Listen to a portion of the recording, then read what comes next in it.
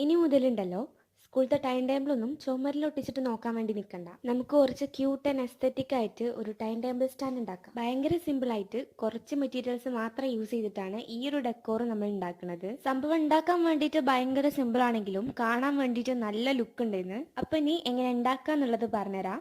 ഈ ഒരു ബേസ് ഉണ്ടാക്കുന്ന വീഡിയോ ഞാൻ ഈ ഒരു ചാനൽ തന്നെ കുറെ മുമ്പ് ഇട്ടിട്ടുണ്ട്.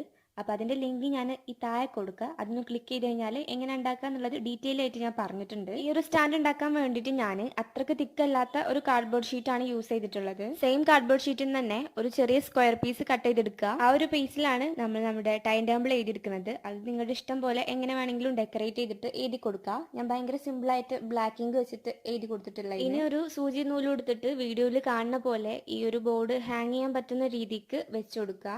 അവസാനമായിട്ട് സെല്ലോ ടൈപ്പ് വെച്ചിട്ടൊന്ന് ഫിക്സ് ചെയ്ത് കൊടുത്തു കഴിഞ്ഞാൽ സംഭവം സെറ്റായി. അപ്പോൾ ഇഷ്ടപ്പെട്ടാൽ ലൈക്ക് ചെയ്യാനും സബ്സ്ക്രൈബ് ചെയ്യാനൊന്നും മറക്കണ്ട.